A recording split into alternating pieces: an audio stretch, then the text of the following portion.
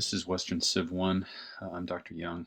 Um, Today we're going to shift gears a bit and talk about Islam, the early history of Islam, the rise, and as the PowerPoint says here, the rise and early development of Islam.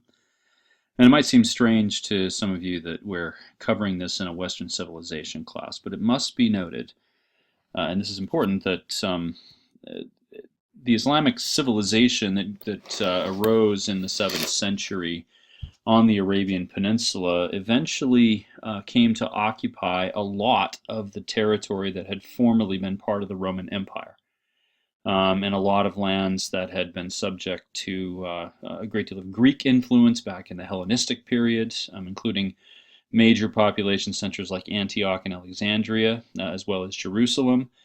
And through that contact, sort of accepted and incorporated the Greco-Roman tradition into the Arabian-based civilization, mixing it and merging it with the Islamic religion. And thus, Islam constitutes one of the major heirs of the Greco-Roman legacy of antiquity. In other words, they are an heir of, the ancient part of Western civilization.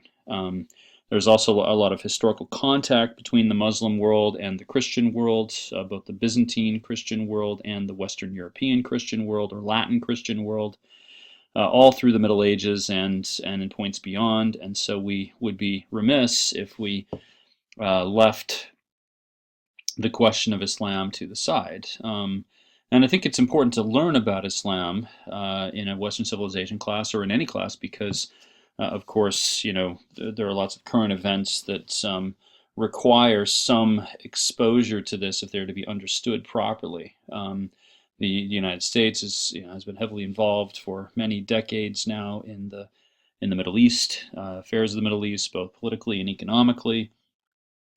The West has been embroiled in wars there recently and still at the present. And so I think that we do ourselves and those we try to talk to diplomatically a great disservice if we fail to understand the background of Islam, which is tremendously important for the people of the Middle East. This is something that is still very much on their minds on a constant basis. So for those reasons, it's important that we include this in Western civilization. Islam began in Arabia. And there were some structures and cultural products of pre-Islamic Arabia that we should be aware of if we're to make sense of how Islam begins and why it has the appeal that it has. For one, Arabia was inhabited mostly by nomadic peoples. Again, I know I've covered this term a few times. Nomads are not hunter-gatherers. Nomads are pastoralists. That is, they rely on domesticated animals for their primary sustenance. And different parts of the world have different animals. We talked about Central Asian horse nomads, for instance, and we'll come back to them actually in a later lecture because they become important again in Western Europe.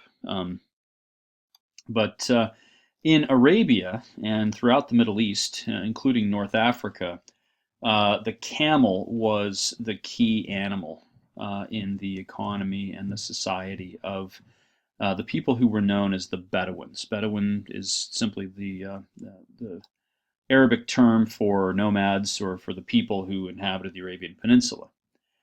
And they were, all of their lives revolved around the camel. The camel is uniquely suited for life in the desert. Camel really was their livelihood. They not only rode camels for transportation, but also used them especially for moving cargo from one place to another. And given that many of the major trade routes going from the east to the west, either through the Persian Gulf or through the Red Sea, had to travel through desert, the camel caravans were the major way that those goods were transported from one place to another, at least over that part of the trade route. So the camel's important, and I mean, people of Arabia also drank camel milk and ate camel meat, and they sort of used the camel in numerous ways. The camel really was the source of wealth. Wealth was measured by how many camels a person had. Um, Now, politically and socially, they organized themselves into kinship groups, people who were related to each other or for whom there was at least a perception of relation. Some of these relationships may have been concocted rather than actual blood relationships. And I've put up the words here, clans and tribes. I don't much like either of those terms because there are a lot of negative connotations that go along with them.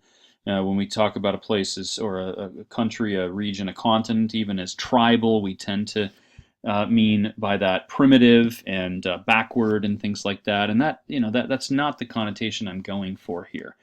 What I mean is that they organize themselves into smaller kinship groups, that is, immediate relations, maybe the equivalent of 3 or 4 generations of grandparents and parents and uncles and cousins and people who were related fairly closely. That would be a clan or a small kinship group. And the larger one would be extended relations with the perception of a founding ancestor, and usually in these cases, and certainly in Arabia, there were oral traditions passed down about the ancestors who had founded the tribe and established the order by which people lived. Leadership of the tribe was chosen by negotiation among all of the clans. The leader was known as the sheikh. That's a term I'll come back to later. And this wasn't simply the most powerful man in the tribe. Rather, all of the clans would sort of, through a diplomatic sort of process of negotiations, often with clans creating alliances with each other against more powerful clans, the overall leader was chosen. Often this led to feuds, even blood feuds, that animated the Arabian Peninsula both before and after the rise of Islam. People were, feuding and warring with each other. And this is also an honor culture, it should be said. And much of the honor had to do with relations and reputation, and the sense of being able to protect one's own property and one's own family. In particular, this is also a fiercely patriarchal society, protecting the women in one's clan or one's tribe. If a rival clan perhaps raided the tribe or raided the clan in question and took some of their women away, and raped them or forcibly married them, then that could touch off a blood feud that lasted for generations. So this is the way that society was largely organized in the Arabian Peninsula. And that would not change a great deal, as we'll see, with the rise of Islam. These are still things that continue to animate the society there. Religiously speaking, culturally speaking, and again, I've put up the term animism. That's another potentially pejorative term. Tends to, the connotations of the word animism are, again, primitive and superstitious and things like that. But what it means, and really what the case was in Arabian Peninsula, was that people tended to venerate special objects, and to consider or to believe that there were deities or divine beings, divine spirits of some kind, associated with physical objects. And given that this was a desert, the oases, for instance, on the desert would, be thought to be imbued with some sort of spiritual power in many cases. There was a god or a divinity in the oasis. Any sort of special object, for instance, might be accorded divine status or to be thought to be teeming with some sort of supernatural presence. And these objects often became the centers of worship and the centers of institutions that within which worship took place.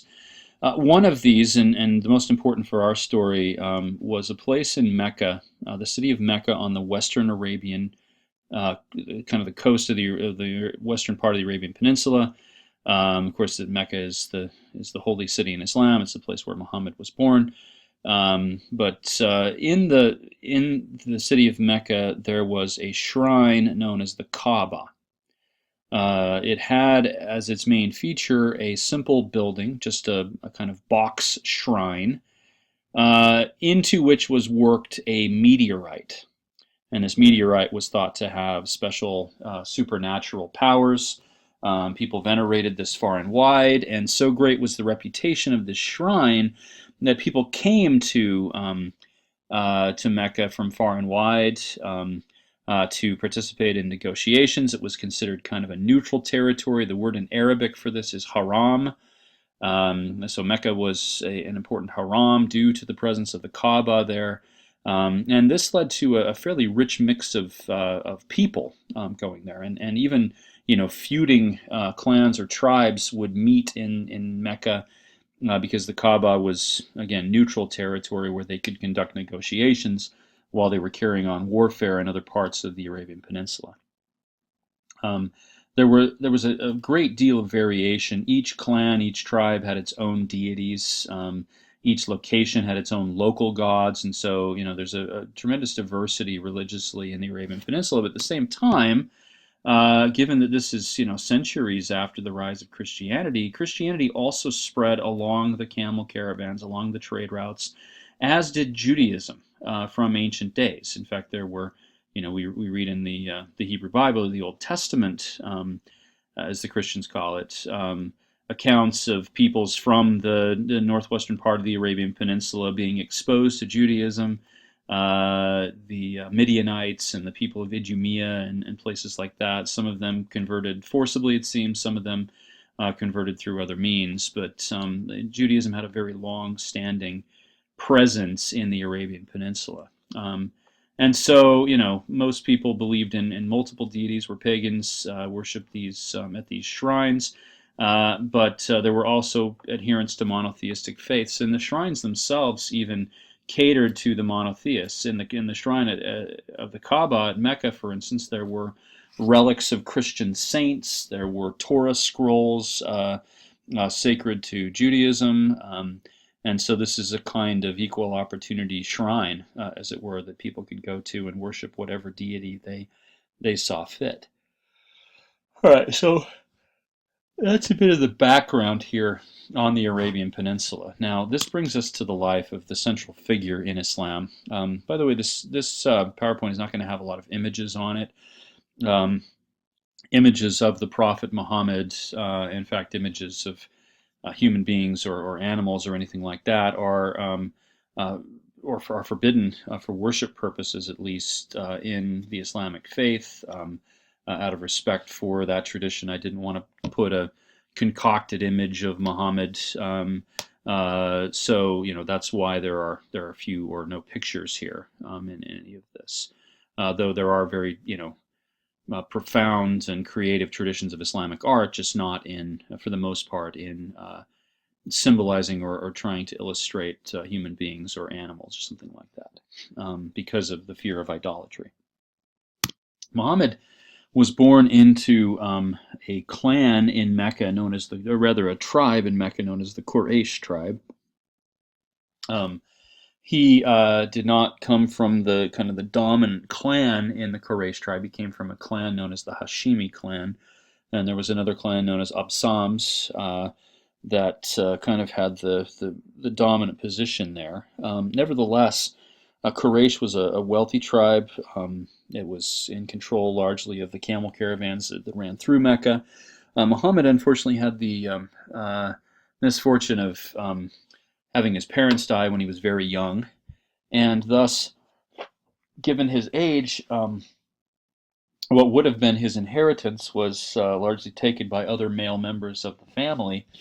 And were it not for the patronage of his uncle Abbas, who was a key figure in the Islamic faith in many historical layers, he would have probably been penniless.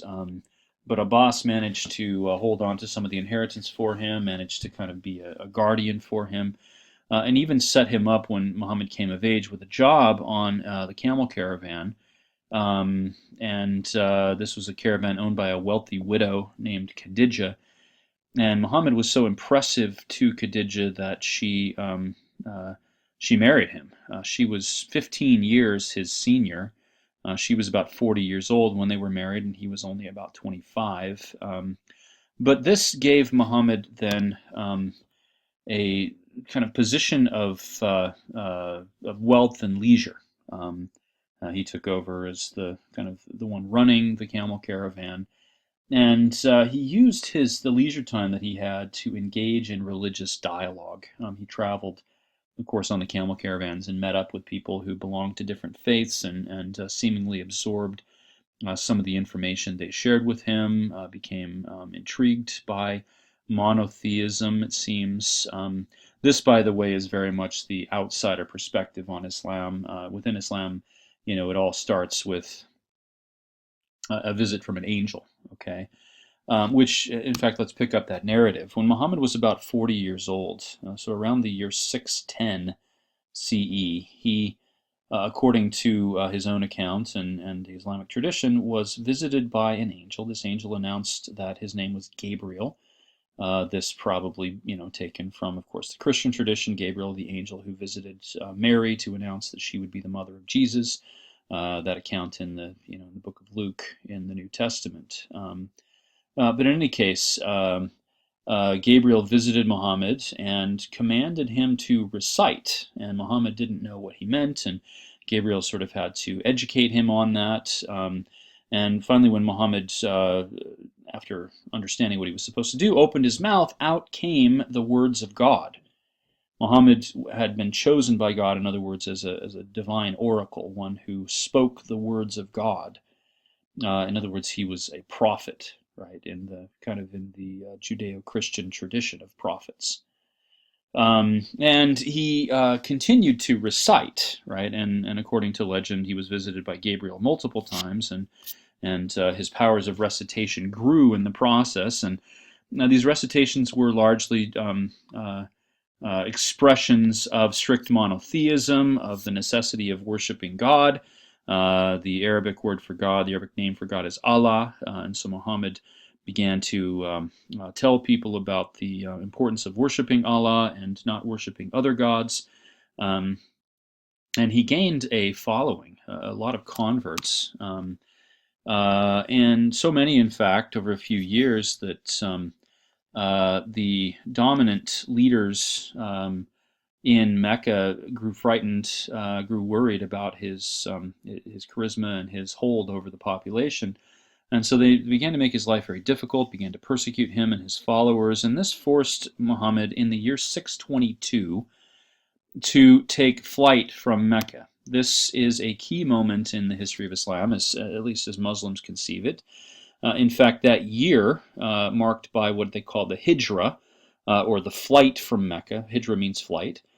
Is year one of the calendar of the Muslims, right? So their calendar does not start with the AD BC distinction or the CE BCE CE distinction that we have in the Western calendar. Rather, it begins with the Hijra in the year 622.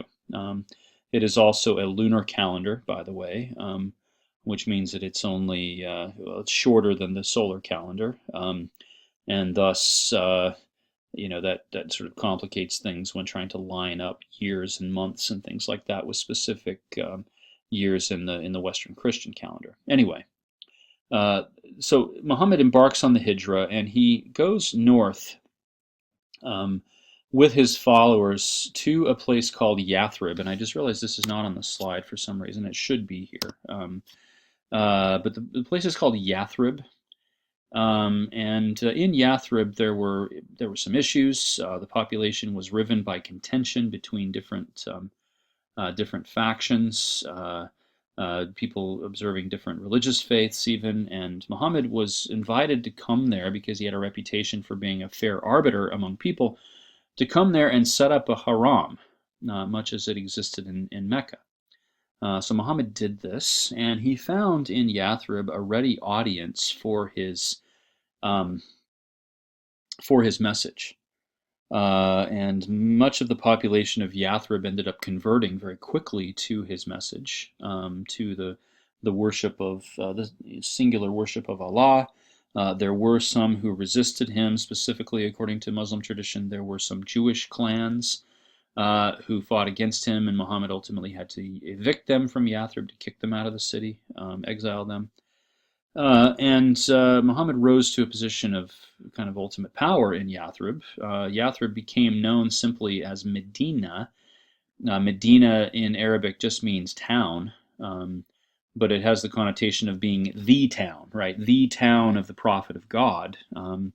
And so Yathrib, Medina, really was the power base for Muhammad. Now, about 8 years after the Hijrah, then, Muhammad returned to Mecca at the head of an army engaged in jihad. We'll talk about that term later on. It's a problematic term that is often misunderstood, misinterpreted, but at the head of a religious army, as it were, because in Muhammad's view, the Kaaba was the shrine of God and needed to be cleansed. Muhammad needed to be made holy for the presence of Islam.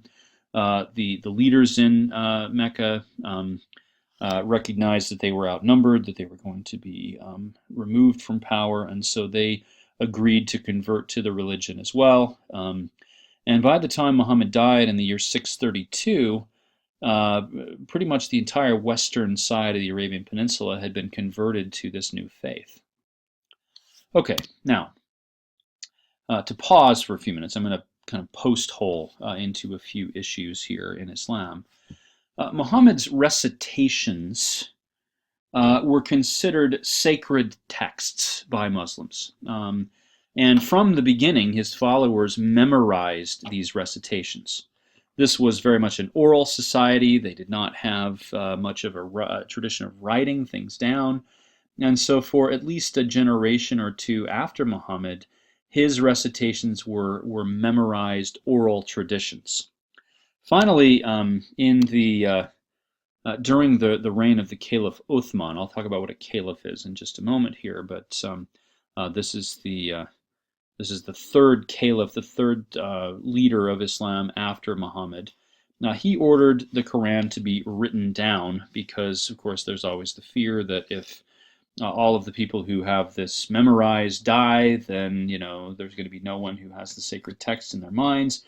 Moreover, memory is faulty, and they may have already been encountering problems of accuracy of the text and things like that, disagreements over what was really said. And so Uthman ordered this writing down in the let me think about this, the 640s and 650s. Okay, sorry for the yawns. It's inevitable with these lectures. I can't seem to stop it. Now, the Quran consists of recitations. These recitations are known each individually as surahs, rather than, so that's the Arabic word for chapter or recitation. And you can see, for instance, in the very first surah here of the Quran, the kinds of things that Muhammad tended to recite early in his prophetic career. According to the tradition, this is the first thing that he recited after Gabriel commanded him to do so on the first visit from the angel. In the name of Allah, the Beneficent, the Merciful, all praise is due to Allah, the Lord of the worlds, the Beneficent, the Merciful, Master of the Day of Judgment. Thee do we serve, and Thee do we beseech for help. Keep us on the right path, the path of those upon whom Thou hast bestowed favors, not the path of those upon whom Thy wrath is brought down, nor of those who go astray. If I were to ask you what the basic message here is, or the basic sentiment, you would probably say, well, there is a God who named Allah. Allah just means God in Arabic, and He is in charge of everything. He is the Lord of the worlds, it says, the Beneficent, Merciful, Master of the Day of Judgment, and all that. And it is a responsibility of human beings to serve God and to beseech Him for help, or to worship Him, so that they stay on the right path back to Him. They follow the things that God wants them to do, right? Not much to this. It's a really very simple message, and in fact, all of the early surahs, all the early recitations are very much like this. Thus, Islam comes to be strictly monotheistic. And they would, they certainly found the Christian religion with its Trinity and its complication of God and the Son of God and the Holy Spirit and all of that to be overly complicated and even anathema in their view. There is a single God, and God is all powerful, can do whatever God wants to do. Right? Now, after Muhammad went to Yathrib and became the governor of Medina there, the tenor, the content of the surahs changed somewhat. And so these surahs become longer. They often are very legalistic. They become less poetic than this, and less expressions of simple theological values, and more pronouncing on kind of utilitarian things at times, right? All with the cast of this is the will of God still, and people have to submit themselves to the will of God. In fact, the word Islam means submission. But as I said, they become very legalistic. Now, the way that the Quran was organized, if you pick up a copy of the Quran, you may be confused because after the first surah, you get these very long legalistic things. Because the Quran is organized in both its medieval and modern editions by length of surah. So, in other words, from after Surah 1, which is the traditional first recitation of Muhammad, the longest surah comes second, the second longest comes third, and so forth and so on. And those longer surahs are all Medinan surahs. These are the ones delivered later in Muhammad's career, and it's not until you get to the latter part of the book that you begin to get into the Meccan surahs. And in other words, the addition of the Quran is written and organized in almost reverse chronological order, right? The Medinan surahs before the Meccan surahs. This book, this collection of Muhammad's recitations, ends up being the central authoritative text in Islam. There is nothing that supersedes it in authority, though the Quran, of course, does not pronounce on absolutely everything. Thus, there were other traditions added, written down and added, that occupy a kind of secondary scriptural status in Islam. Um, there are lots and lots of these pieces of literature known individually as hadith literature or hadiths. And these are collected into a large compendium of sources known collectively as the Sunnah. The Sunnah is mostly a lot of stories, a lot of accounts of the life of Muhammad and his companions. Sorry for the strange noise in the background. I'm filming this in my office, and they're doing work on the building, and I have no idea what's making that noise. So hopefully that's not too distracting. Anyway, so there are these kind of secondary authoritative texts, but they pale in comparison to the Quran. They do, however, pronounce on a good deal more issues and more specific issues than the Quran does. And so the Sunnah is often consulted by religious authorities all through Islamic history as the source for what to do in a particular situation. Now, in the first few generations after Muhammad, certainly by a century and a half or so after his life, Islamic beliefs and practices become crystallized. And I'm not going to cover everything in kind of encyclopedic fashion, but I do want to hit on the high points. Muslims must observe, and this is historical as well as contemporary, must observe, above all of the things, what Muslims call the 5 pillars of faith. These are put into place, these are sort of crystallized in place maybe a century and a half to 2 centuries after the death of Muhammad, certainly by the early 9th century or so. This is standard Islamic practice. And if one observes these 5 pillars, one is a good Muslim. One is living a good Muslim life. Let me go through these briefly. The first pillar is known in Arabic as shahada. This is to make a profession of faith. And so a person who wants to become a Muslim must simply say, and say it sincerely, that they believe that there is no other God but Allah and Muhammad is his prophet. Having done this, they become a Muslim. There is no elaborate ritual. There's no equivalent of Christian baptism or Jewish bar mitzvah or bat mitzvah or anything like that. It's simply making the profession of faith, and then one becomes subject to all of the strictures of the religion itself. The second pillar, and the one that is most present in the life of a Muslim on a day-to-day basis, is called salat in Arabic. That can be translated as prayer. Actually, a better translation probably would be worship. 5 times every day, Muslims are supposed to pause for a few minutes and recite certain texts in praise and worship of God. These are texts from the Quran. There are some elaborate gestures that go along with these. Some of the recitations are made in a standing position. Others are done bent over at the waist. Others are done from a kneeling position.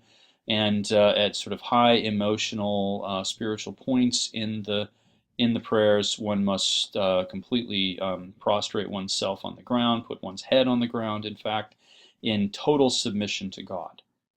And this is the basic requirement. A good Muslim will pray 5 times a day, and the whole pattern of their lives will follow the tenets of Islam, or follow the prayer cycle of Islam, as it were.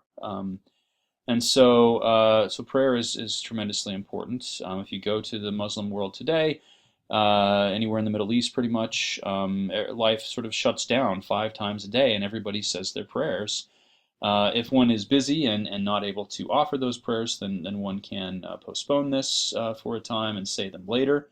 I was once catching a bus in Israel to travel to the country Jordan, for instance, and the bus was just sitting there, and I look over, and the bus driver was very rapidly running through his prayers that he had missed earlier in the day. And it was actually, there were 2 bus drivers there, both performing this together. It was sort of fascinating to see that in motion. Now, the third pillar is called Saum in Arabic. That means fasting.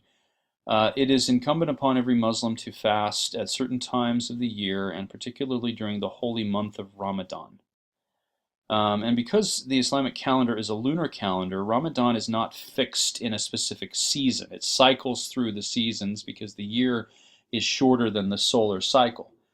During times when Ramadan falls in winter, the requirement is less stringent than if it's in summer, because the requirement is that a Muslim must fast from sunup to sundown every day of the month of Ramadan. They can eat when the sun is not in the sky, but otherwise they must be fasting, and that means no food and no water. Now remember, Islam grew up in a place where water was really quite scarce, where it's tremendously hot, and so this is a fairly stringent requirement. And even Muslim athletes today, will try to observe this during Ramadan. They come up with special regimens of hydration during, the non-daylight hours, so that even if they need to be working out or playing a match or something like that during the day, they can do so. Such is the commitment that even people who would require a good deal of hydration will observe this rather than not. The fourth pillar is, and Ramadan, by the way, is this tremendously important time of year for Muslims. There are lots of religious rituals and other things that are performed during Ramadan. The fourth pillar is called zakat in Arabic, almsgiving. A Muslim is required to be generous in giving alms. At different times in Islamic history, this has been interpreted in different ways. In modern Islam, at least according to the Muslim friends and acquaintances I have had, they must calculate annually the value of their whole estate and give 2.5% of that value to charity. Normally, this is given to the leaders of the mosque, who distribute it to the poor or take care of other things that need to be taken care of. But it can be just given to beggars or to a charity or something like that, I assume. There are certainly lots of Islamic charities operating institutionally in the world, probably that come from the alms of zakat. And then finally, the fifth pillar is known as Hajj in Arabic. It is the religious duty of every Muslim, if they can afford it, if they have the means to do so, to make a journey of pilgrimage to the holy sites of Islam, particularly to Mecca and also Medina, and to visit the Kaaba. The Kaaba is pictured here in the top right-hand picture, with a sort of fancy curtain drawn over it, worked in gold and things like that. The government of Saudi Arabia has built up Mecca into something really spectacular. The mosque that surrounds the Kaaba can fit hundreds of thousands, if not millions, of people inside of it. There are now skyscrapers and luxury hotels and other things that surround the Great Mosque. But really, this comes down to these religious rituals that have been performed now for 14 centuries. You can see people who are circumambulating the Kaaba. They have to do that 7 times. That's kind of the height of the experience. If they can get close enough, they can touch the meteorite, or the black stone, as it's called, which dates from pre-Islamic Arabian days. This is the one physical object that managed to remain part of the observance of Islam. Otherwise, there's a very strict prescription on idolatry. But the Kaaba is this sacred object that people venerate, and the black stone in particular, that has now been encased in, I don't know what this is, gold or silver or something like that, and only a part of the stone shows. But in any case, this is the most sacred part of Islam, and one must make that pilgrimage, must make the sacrifice to go on that pilgrimage. In the Middle East, when one goes on pilgrimage, it is cause for celebration, not only for that person, but for anyone connected to them, for their family, for their neighborhoods. Those who go on Hajj are given the title of Hajj. It's like Mr. or Doctor or something like that. They are no longer known simply as, to choose a random Arabic name here, known as Daoud, that's David in Arabic, but instead maybe known as Hajj Daoud. And in many communities, their houses are decorated with special Arabic symbols to indicate that they have been on Hajj, and they'll leave those decorations up for as long as they stay there, because it's a great honor to have accomplished this central religious requirement. There are a few other beliefs that are of note. One of these is the concept of ummah. This means community. And from the early days, there was this very strong sense that Muslims were united together as a community of believers. They were the Ummah, and this, led to, of course, political concerns, which we'll talk about in a moment here. But the unity of all Muslims under the banner of the Ummah is historically a very important concept. Non-Muslims are treated in a variety of ways by the holy texts of Islam and traditionally in Islamic history. People who adhere to pagan beliefs, or what the Muslims consider pagan beliefs, the worship of multiple gods. So, for instance, later on, the Muslims are going to end up in large numbers in the Indian subcontinent, in South Asia, where the predominant religion was Hinduism. Islam also historically became the dominant religion in parts of Southeast Asia, even in parts of China. And there are hundreds of thousands of Chinese Muslims, for instance. That's not something probably that is well known. Sorry, I said there are hundreds of millions of Chinese Muslims. And so, it ventures into places where Hinduism or Buddhism were the dominant religions. And the policy of Islam was to convert these people forcibly, even by the sword if necessary. People who worshipped in monotheistic traditions, on the other hand, who were Jews or Christians or Zoroastrians, the dominant religion of the Persian Empire, were accorded some amount of tolerance. And this is scriptural, this is in the Quran.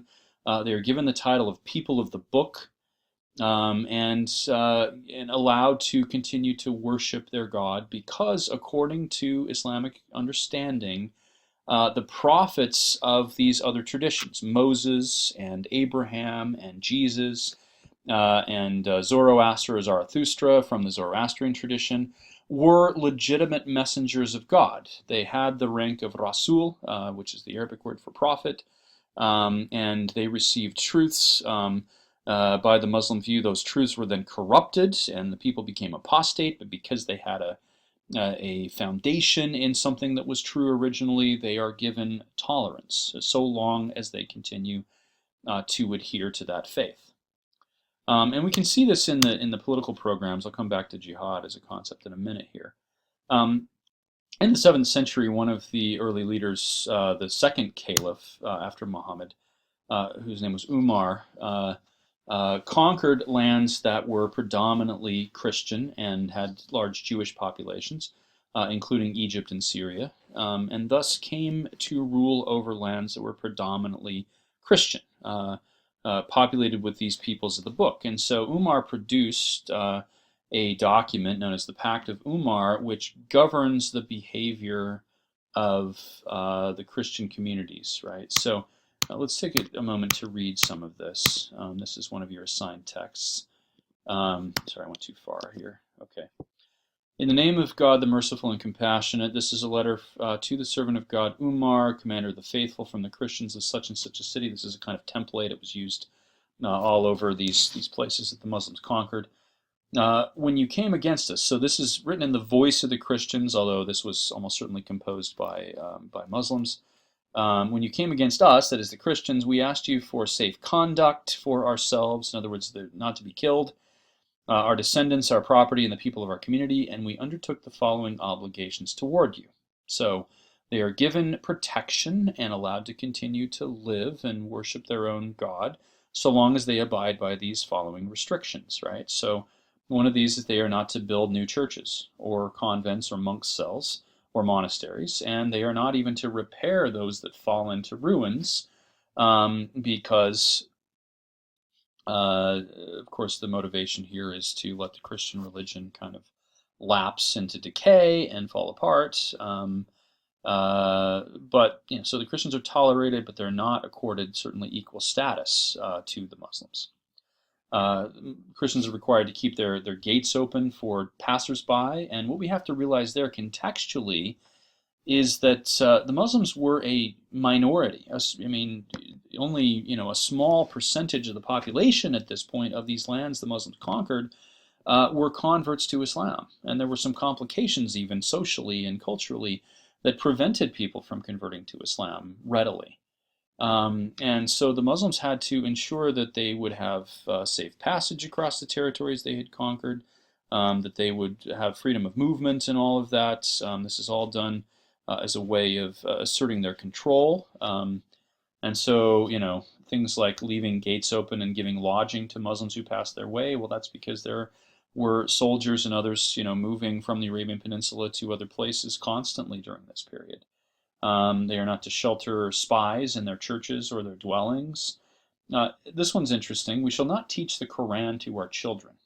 One might ask, okay, the Quran is the holy text in Islam. Why would they not want the Quran to be taught to Christian children? Well, realize that the obligation is being made by Christians. They themselves are not to teach the Quran to their children because, of course, as Christians, they would not teach it properly.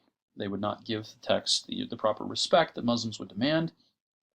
And many of these early Muslim conquerors were not necessarily interested in mass converting people.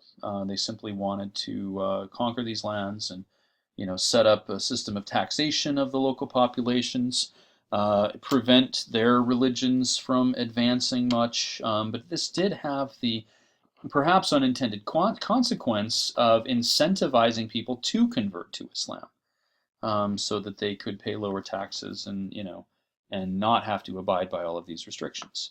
And so, contained in the Pact of Umar is this one provision: we shall not manifest our religion publicly nor convert anyone to it, and moreover, we shall not prevent any of our kin from entering Islam if they wish it. So they can't even stop their own relatives, their own children, or whatever, from converting to the Muslim religion, according to the Pact of Umar. Now, these obligations were backed up by some threats, right? We accept these conditions, say the Christians, and in return we receive aman, or safe conduct. But if we violate these undertakings, then we forfeit the covenant. We forfeit our position as people of the book, or the Arabic word meaning covenant is dhimma. The dhimma were known as that's another kind of synonym for people of the book. And we become liable to the penalties for contumacy and sedition. So they would be considered rebels and outcasts. So those are the terms under which Muslim conquerors came to rule over lands that were predominantly Christian and Zoroastrian as they moved and conquered large territories. Now one might wonder, okay, why didn't the Christians and Zoroastrians rebel? Well, there are historical reasons for this. One of these, as I mentioned in talking about the Byzantine Empire, was that the Byzantine Empire and the Persian Empire, the Sassanid Persian Empire, had so thoroughly fought so thoroughly exhausted themselves fighting against each other that they were not in much of a position to oppose the advance of Islam, especially because these nomadic warriors coming out of the Arabian Peninsula were pretty fearsome. And if we follow the model of nomads having a fairly easy time conquering sedentary peoples, according to what Ibn Khaldun said, then this sort of follows from that, right? But uh, in any case, they didn't necessarily oppose this. And in some cases, in Egypt, for instance, there were Christian communities who were considered heretical by the Orthodox Greek Christians who ruled over them, and so they actually welcomed their Muslim conquerors because they were more tolerant than their Christian masters had been. There's one concept that I want to sort of address, clear up. There's a lot of misconceptions about this, and that is the word jihad. Jihad, if you hear this term in the news, even see that there are Muslim organizations who are known by the term jihad. There's a group called the Islamic Jihad, which is considered a terrorist group, for instance.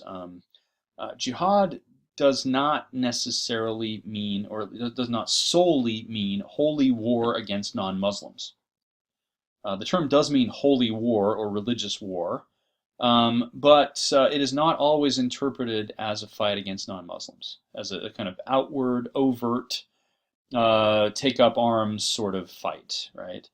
Jihad is interpreted probably more commonly as an internal struggle against sin, against the forces of Satan, who is, of course, a very strong personality or being in the Islamic tradition, as he is in the Christian and Jewish faiths.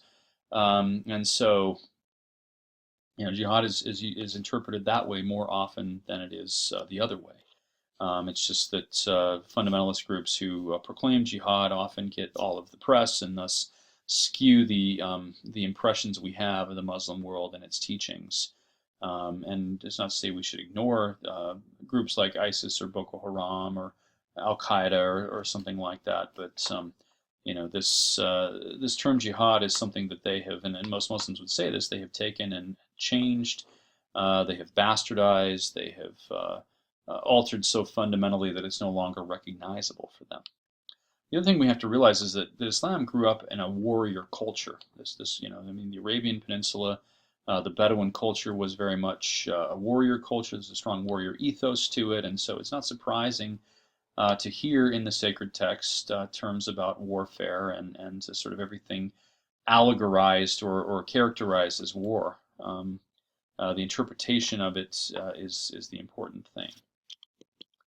Okay, now to sort of finish up our discussion of early Islam here, we need to get into at least the early development politically of the Muslim Ummah. And to do this, let's take a look at some. Muhammad dies in the year 632, and he really didn't necessarily put into place a conceived plan for succession. And there were some arguments among the Muslim faithful as to who would succeed Muhammad. Traditionally, Muslims had chosen their leaders by a process of negotiation between the different parties. The election of a sheikh, as it were, was the model that they followed. But the other one was to go by the bloodline. And so if you go by the kind of the model of choosing a leader of the tribe, it's this diplomatic election. But within a clan, this would follow in a bloodline. There were some hereditary positions.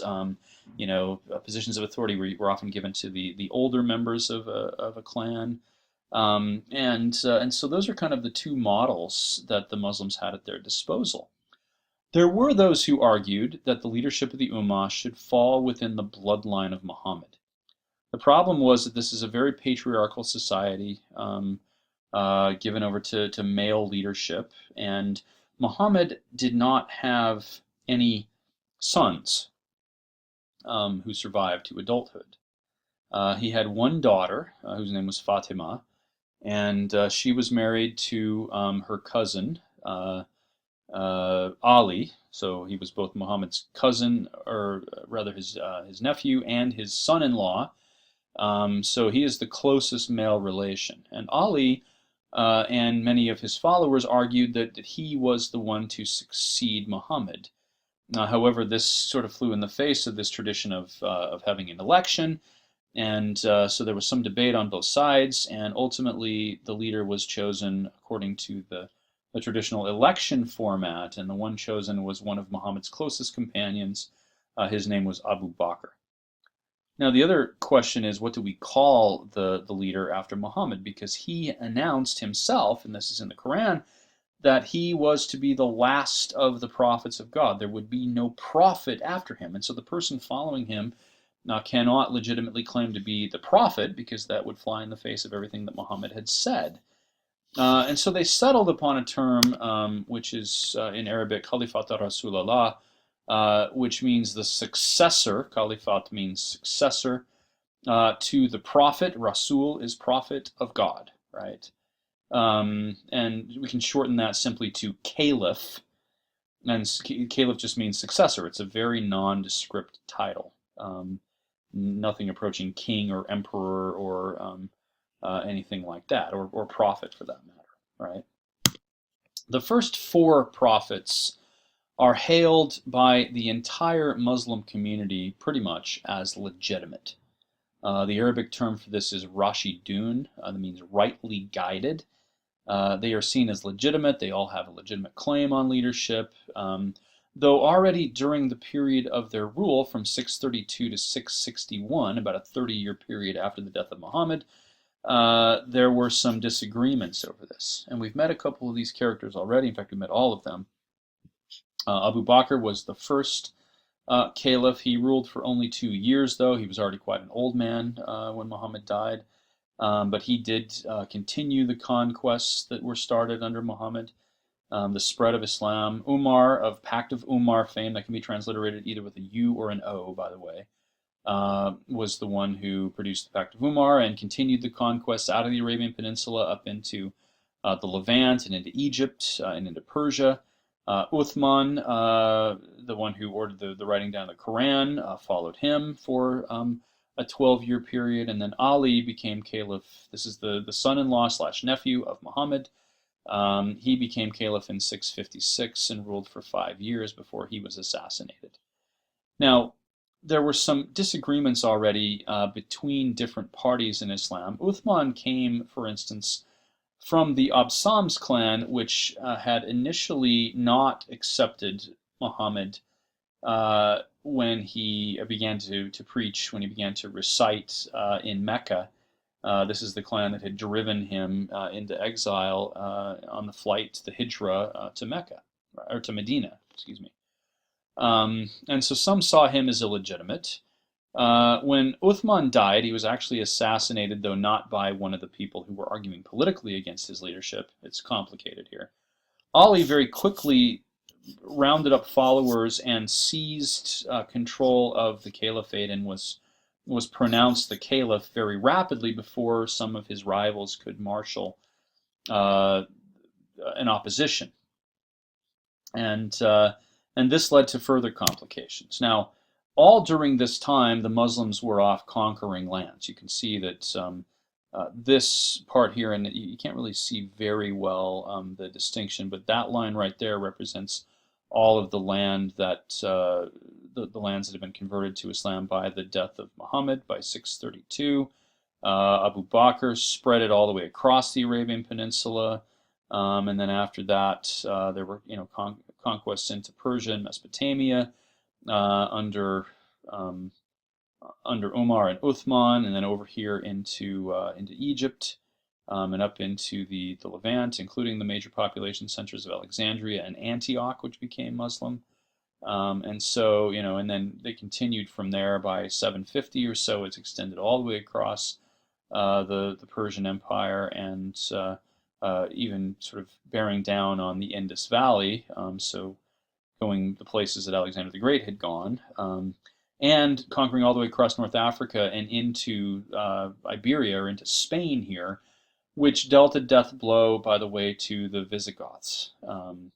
And that's an important thing to note. The Muslims make it so the Visigoths are no longer no longer around, right? And we'll talk about that when we get back to discussing Western Europe. So these conquests, extended by the end of the 8th century or so across a huge landmass. We'll have more to say about that. Now, back to the political narrative here for a few minutes. When Ali became caliph, the one of the relatives of Uthman staged an opposition from his power base in the north. He had been conquering up in Syria, had set up a kind of power base in the city of Damascus, which he had conquered. This guy's name was Muawiyah. So here is his name. He was from, and I've said these words already, he was from the Absams clan, which was also known as the Umayyad clan. Okay. And that word Umayyad comes to be the designation for his dynasty that he starts. Muhammad, on the other hand, came from the Hashimi clan, right? So there's a historical conflict between them, and Ali was supported by many in the Hashimi, but Muawiyah was supported by the Umayyads. And after 5 years of ruling and fighting wars against Muawiyah, Ali was assassinated, not by one of the followers of Muawiyah. This is, again, where it gets complicated. He was assassinated by a kind of disaffected Christian subject of the Ummah. But Muawiyah then seized the opportunity to attack the power bases of Ali. Ali's sons tried to claim power, and they fought it out in a civil war, and the one who emerged as the victor there was Muawiyah. And Muawiyah made a number of important changes to the way that Islam was governed, the way it ran. For one, he moved the political capital away from the Arabian Peninsula up to Damascus. Now, Damascus was much better situated in terms of contact with civilization, positioning on trade routes and things like that. Mecca, even though it was on the Arabian Peninsula, right on the camel caravans, was rather remote from the major population centers that the Muslims now controlled, and so Damascus was a better location. It was also the source of his power base.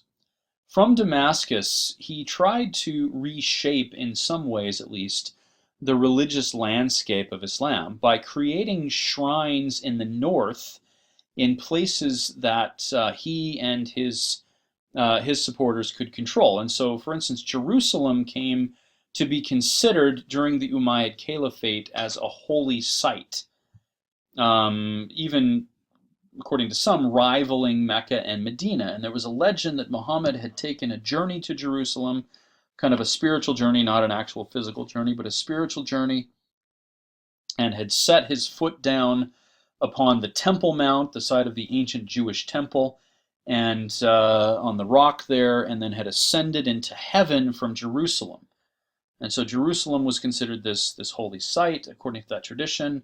Muawiyah played up that and created within Jerusalem some sacred sites. The building on the slide here is known as the Dome of the Rock.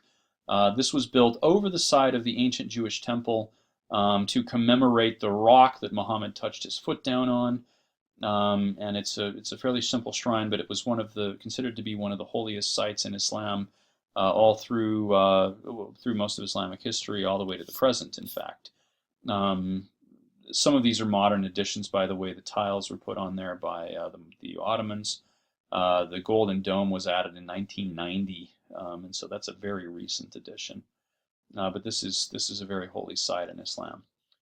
And so, they're trying to reshape the religious landscape. This was seen as offensive to many. Moreover, his attempt to create a dynastic succession in the caliphate was seen as particularly offensive to many Muslims. When he was nearing the end of his life, he proclaimed that his son would follow him in the position of caliph, which meant that not only did he come from the wrong bloodline, but he was trying to set up a political dynasty in that wrong bloodline, right? And so this caused a lot of people to kind of break away, to oppose his rule. There were other things that made him unpopular, but he had enough power that he did succeed in establishing a dynasty that lasted for almost a century, from 661 when he became caliph at the death of Ali to 750 when the Umayyads were overthrown. But this polarizing quality of the Umayyad dynasty led to the and he continued expansion. It was a Muslim, an Umayyad prince, for instance, who conquered Spain in the year 711. So, the Muslims were continuing to spread, and the Umayyads were capable military leaders. But the Ummah was fragmenting and dividing during this time. And ultimately, we have two major divisions and some minor divisions in the Ummah. The two major divisions in the Ummah are the Sunni and the Shiites. The Shiites were those who were in favor of the bloodline succession from the beginning, who saw Ali as the only really legitimate caliph, although they would have accepted the Rashidun, and who saw everything that Muawiyah did as offensive and wrong and apostate. And so they insisted that the real leadership continued kind of in the underground, kind of in secret within the bloodline of Muhammad, extending to Ali and then to his son Hussein, and from there to other male relations in the family. And so they have this sense of kind of continued prophethood almost that extends to these people. After the overthrow of the Umayyads in the year 750, there was a kind of consolidation of political power, and most people came to accept that political power in the Abbasid Caliphate. And those who did that and didn't really follow with the Shiites became known as the Sunni. Sunni today comprise about 80% of all of the Muslims. The Shiites are 15+%, and then there are a few others. I have Kharijites up here, but I don't think that we have the time to talk about them. They were sort of a breakaway group. Okay, now just a couple more minutes here. In the year 750, the Umayyads were overthrown by a group who claimed descent from the uncle of Muhammad, Abbas, which meant that they were tied in at least to the right family. They weren't trying to stretch it in a different direction that was offensive to many Muslims. Many of those who joined with the Abbasids in this rebellion were called Mawali. That meant that they were they were not Arabs, and thus not part of any specific tribe among the Arabs. And many of these Arabian tribes, insisted that in order to convert to Islam, one had to become a client of the tribe, and so they were sort of mixing social and religious obligations. And these Mawali didn't like that much, and so they joined in the rebellion against Muawiyah. And ultimately, those restrictions were done away with in the decades after the Abbasid revolt. So this rebellion happened after the Abbasids defeated the Umayyads and took control of the leadership of the Ummah. They created a new capital rather than move it back to the Arabian Peninsula. They created a new capital in the heart of Mesopotamia, right on the Tigris River, the city of Baghdad. They built from the ground up as a capital there. And Baghdad quickly became the most important city in the Muslim world. In fact, probably the largest and most productive city in the entire world for a time.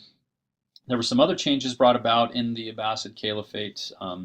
Many of the structures of religion, the tradition of Islamic law called Sharia, began to be formulated during this time. A system of clergy known as the ulama were formed during this period, though that wasn't necessarily universally applied all over the Muslim world. They also borrowed some concepts and institutions from other empires. For instance, government officials like the Diwan and the Vizier were taken from the old Persian traditions to go along with the caliphate to create a bureaucracy. The Vizier in particular was a kind of prime minister who saw to the day-to-day running of the affairs of the caliphate, and the caliph increasingly became a kind of remote, distant figure, really more of a figurehead than anything, though having supreme religious authority. Right. Under these weak caliphs, after about a century of Abbasid rule, so the early Abbasid caliphs were quite strong, particularly the caliph known as Harun al-Rashid, who ruled around the year 800, was a contemporary and even a friend of Charlemagne, who we'll talk about later in the course.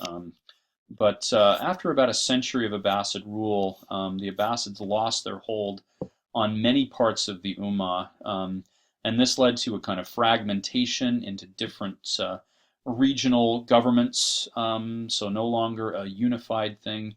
The Abbasids, in fact, had never gotten control of North Africa or Spain or some other parts. And so, Al-Andalus, or that's the Arabic word for Spain, was governed independently of other places. Egypt broke away and became independent. Parts of North Africa were autonomous. And eventually, we have lots of different groups. It should be noted that nomads continued to play a very important role all through Islamic history, at least in the Middle Ages.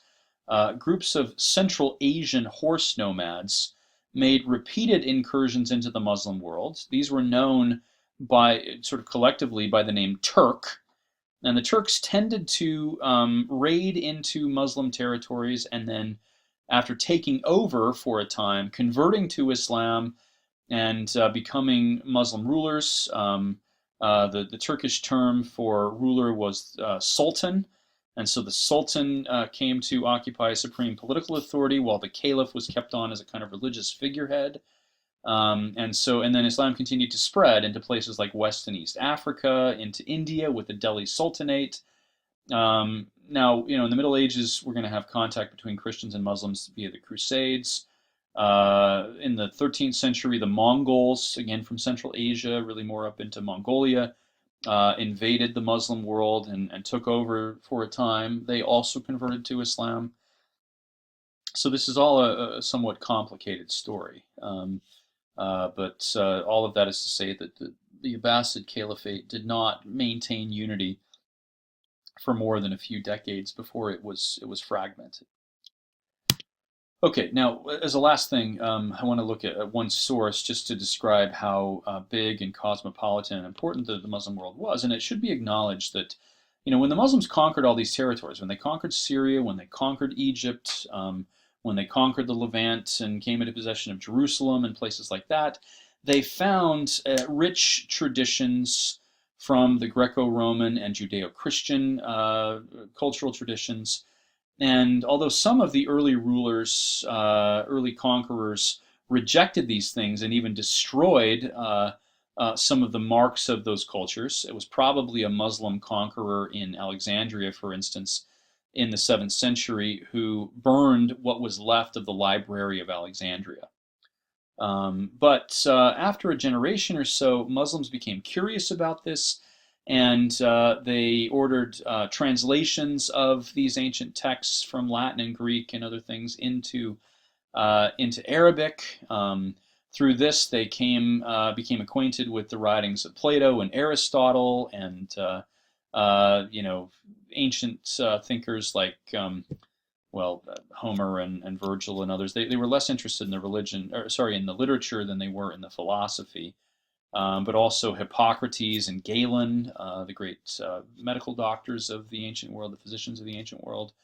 And they absorbed these and extended them, and there were great scholars of philosophy and medicine and astronomy and mathematics who, in the Muslim world, who took these disciplines to new heights, building on the foundation of the ancient world. It was through exposure to the Muslim world that some Christian scholars, in fact, became acquainted with some of the writings of Aristotle and others that had passed out of knowledge in the West. Christian scholars going to Spain in the Middle Ages learned Arabic, became acquainted with the writings of Aristotle and some of the lost writings of Plato, translated them from Arabic into Latin. And through those means, the West became exposed again to parts of the ancient, the classical tradition that it didn't have for many centuries. So the Muslim world played a tremendously important role in the transmission of this ancient legacy. To get a sense of how big and cosmopolitan and diverse the Muslim world was, here's a description of medieval Baghdad in the 12th century. The author here, his name is Yakut, notes that the city of Baghdad formed two vast semicircles on the right and left banks of the Tigris, 12 miles in diameter. It was supplied with parks, gardens, villas, beautiful promenades, plentifully supplied with rich bazaars or markets, that is, and finely built mosques and baths. There were over 2 million people who lived there, he says. In the middle of this all was the palace of the caliph, which had a vast park with all kinds of wild animals and plants and flowers and trees and other things there. And then along the river, there were palaces of the important nobles, the wealthy people, and everything that the person could want in terms of purchasing and things like that. There were ships coming from all over the world there, from the Chinese junk to the old Assyrian raft, resting on inflated skins. So people came from all over the world to Baghdad.